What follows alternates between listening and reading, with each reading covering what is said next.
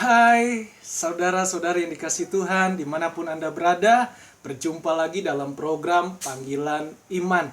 Dan saat ini kita tetap masih di dalam pembahasan mengenai iman harus pede. Maksudnya adalah percaya Dia, Tuhan, Yesus Kristus. Dan saya berbicara begini bukan berarti tidak ada masalah, bukan berarti saya hidup nyaman, atau tidak ada tekanan. Justru sebaliknya, saya penuh dengan pergumulan, juga ada tantangan. Tetapi saya tahu bahwa ketika saya beriman kepada Yesus adalah Tuhan, Dia yang menguatkan saya lewat firman-Nya. Jadi saudara, setiap waktu, setiap hari, mari kita awali hidup kita selalu dengan iman. Iman itu adalah mempercayai Tuhan. Apapun yang belum terjadi, yang belum kita lihat, tetapi Tuhan pasti memberikan yang terbaik sesuai seturut dengan kehendak Tuhan. Sebelumnya, untuk mendengarkan dan membaca renungan firman yang singkat, terlebih dahulu kita berdoa. Haleluya. Tuhan Yesus, terima kasih kami datang kembali kepadamu. Kami mengangkat tangan, kami perlu pewahyuan hikmat dari Tuhan. Tuntun kami, biar firman-Mu itu berkuasa atas kami. Karena firman bukan hanya bacaan, tetapi firman itulah yang menghidupkan dan memberikan kehidupan sampai kekekalan. Apapun pergumulan, rintangan yang kami hadapi, bersama dengan Yesus, kami dapat melakukan perkara yang besar. Ajar kami, berikan kami, tambahkan kami iman yang teguh menghadapi badai apapun. Urapi hamba-Mu, biar semua hanya untuk kemuliaan Tuhan. Haleluya. Amin.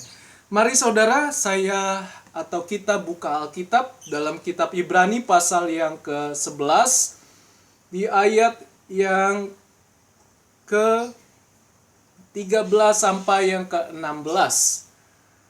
Saya akan bacakan. Dalam iman mereka semua ini telah mati sebagai orang-orang yang tidak memperoleh apa yang dijanjikan itu, tetapi yang hanya dari jauh melihatnya dan melambai-lambai kepadanya, dan yang mengakui bahwa mereka adalah orang asing dan pendatang di bumi ini. Saudara, ayat 13 tetap melanjutkan ayat yang di atas atau ayat 12, ayat 11, di mana imam atau maksudnya adalah imannya Abraham, Ishak dan Yakub, bahwa semua telah mati sebagai orang-orang yang tidak memperoleh apa yang dijanjikan itu. Maksudnya adalah semua para tokoh-tokoh di Alkitab itu berjalan dengan iman, mempercayai Tuhan. Karena tanpa iman sesungguhnya mati, sesungguhnya tidak ada gunanya. Tetapi karena dengan iman mereka memperoleh apa yang dijanjikan Tuhan. Maksudnya adalah blessing atau favor, kemurahan Tuhan, kebaikan Tuhan kepada Ishak, Yakub dan juga Abraham.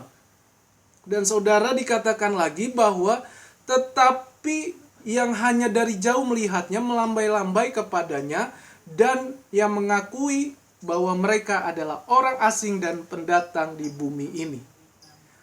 Artinya bahwa orang-orang, yaitu Abraham, Ishak dan Yakub, mereka ingin asli penduduk di mana Tuhan berikan yang namanya tanah Kanaan, yaitu daerah Shikem, daerah Ai, barat, timur. Saya percaya itu suatu tempat yang sangat luas yang Tuhan janjikan, dan mereka sudah ada di situ. Sehingga mereka ingin jadi penduduk di situ. Ingin memiliki sensus penduduk. Karena orang-orang asli dari tanah itu atau orang penduduk itu, mereka mengakui sekalipun mereka hanya pendatang, tetapi mereka melihat ada sesuatu yang berbeda dari pribadi Abraham, Ishak dan Yakub. Mereka berhasil, mereka percaya kepada Allah. Itulah iman. Saudara, sesuatu yang tidak mungkin, sesuatu yang membuat kita masih ragu, Kembalilah kepada iman. Iman itu terpancar dari hati, bukan dipompa dengan kata-kata, dengan mungkin bahasa-bahasa mutiara, tetapi firman itu yang terpancar dari hati mereka, sehingga orang lain yang melihat dalam pribadi setiap kita yang percaya. Jangan cari ketenaran atau promosi. Ingat, promosi itu datang dari Tuhan. Mungkin kita jalannya berat, tetapi nanti percayalah, ujung-ujungnya kita pasti akan diangkat Tuhan. Dan kalau udah diangkat Tuhan, jangan menjadi sombong. Amin. Dan saudara, dikatakan lagi ayat yang ke-14, sebab mereka yang berkata demikian menyatakan bahwa mereka dengan rindu mencari suatu tanah air. Itu yang dimaksud dengan mereka rindu tempat tinggal mereka ingin kelola, mereka ingin merintis, mereka ingin menyatakan iman mereka kepada orang lain. Dan mereka merindukan. Pertanyaannya, bagi setiap kita, apakah kita tetap merindukan lewat iman kita sekalipun sesuatu belum terjadi dalam hidup kita? Tetap rindukan, miliki hati, tetap rindukan lewat iman saudara. Percaya saudara, sekalipun penyakitmu belum sembuh, ekonomimu masih belum berubah, apa yang kau kerjakan sekecil apapun, tetap beriman. Iman itu terpancar dari hati, percaya akan kuasa Tuhan. Jangan batasi kuasa Tuhan, karena pikiran logika kita sangatlah terbatas sejauh mana kita memandang. Tetapi firman-Nya tidak terbatas dan tidak ada yang dapat menggagalkannya. Saya tetap belajar saudara, secara pribadi saya juga tetap belajar sampai akhir hidup saya. Saya harus memiliki iman. Dan di ayat yang ke-15, dan kalau sekiranya dalam hal itu mereka ingat akan tanah asal, yaitu daerah Ur Kasdim, karena asal mereka dari sana, dan yang telah mereka tinggalkan, maka mereka cukup mempunyai kesempatan untuk pulang ke situ. Ya. Tetapi karena ada rencana Allah, mereka taat, mereka mau beriman, mereka mau melangkah. Mulailah keluar dari zona nyaman. Sesuatu yang tidak mungkin akan Tuhan sediakan. Seperti Abraham, Ishak, dan Yakub. Dan juga ayat 16, tetapi sekarang mereka merindukan tanah air yang lebih baik, yaitu satu tanah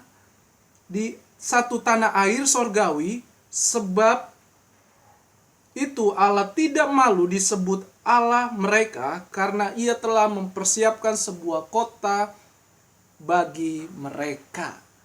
Saudara, kerinduan mereka sampai ke tanah air sorgawi. Artinya bahwa iman akan menuntun di bumi sampai juga kepada kekekalan. Tidak basi, tidak hilang lenyap sampai kekekalan. Ingat, kita hanya sementara di dunia ini. Kita akan meninggalkan tubuh kita dan kita akan hidup. Apakah kita di sorga, kerajaan Allah, atau di neraka, hukuman yang kekal bagi mereka yang menolak, yang memberontak akan Tuhan. Dan apa yang menjadi alasan dari ayat ini? Kita belajar bahwa iman kita percaya Yesus atau percaya Dia, yaitu yang ke-1, iman bisa menghidupkan sesuatu yang fatal atau yang disebut mati, atau dalam kategori mati yang terjadi. Saudara, Tuhan sanggup menghidupkan. Ya, menghidupkan mungkin ekonomimu, Tuhan bisa ubahkan dengan cara-cara yang tak terduga. Sakitmu mungkin belum sembuh, tapi engkau tetap beriman, engkau berdoa, Tuhan punya cara. Mungkin Tuhan kasih nanti biaya, saya nggak tahu cara Tuhan. Yang terpenting adalah Tuhan sanggup memberikan, menghidupkan yang fatal sekalipun, yang tidak ada pengharapan pun, Tuhan sanggup berikan yang terbaik. Yang kedua, iman menuntun bukti janji Allah dengan roh yang berkobar. Apa maksudnya? Adalah merindukan suatu tanah air, di mana itulah bukti janji Allah. Dan miliki roh yang berkobar. Rohmu dan Roh Kudus connect menjadi satu. Bagaimana miliki hubungan dengan Tuhan? Berkobar selalu. Sekalipun kau dipres, ditekan dengan keadaanmu, dengan situasimu, tetap berkobar hatimu, rohmu di hadapan Tuhan. bawa terus dalam doa, karena doa berbicara tentang atau langsung kepada Allah. Yang ketiga, iman dan perbuatan yang menentukan finish atau selesai sampai kerajaan Allah atau kepada kerajaan Allah. Jadi saudara, imanmu akan terus dikenang bagi banyak orang di bumi ini dan juga sampai kekekalan. Tidak ada yang sia-sia. Mari saudara berikan hidup kita untuk melayani Tuhan, mengasihi jiwa-jiwa, dan mari memiliki hati yang selalu percaya sekalipun kita belum melihatnya. Dan satu hal, tanah air sorgawi itu berbicara tentang kerajaan Allah yang kekal selama-lamanya. Ya, tanah air sorgawi, makanya disebut Yerusalem baru, bukan nanti posisinya Palestina lagi, tetapi Tuhan senang dengan namanya Yerusalem. Artinya disitulah umatku, orang-orang yang percaya kepadaku, yang setia, yang beriman, disebut adalah kota Yerusalem baru nanti dalam kekekalan. Yang terpenting, mari miliki iman kita saat ini. Kalau kita lemah, bangkit lagi dengan doa kita. Dan saya percaya imanlah yang akan melihat mukjizat dan kemuliaan Allah terjadi. Ini saja yang bisa saya bagikan. Tuhan Yesus memberkati kita semua. Shalom. Haleluya.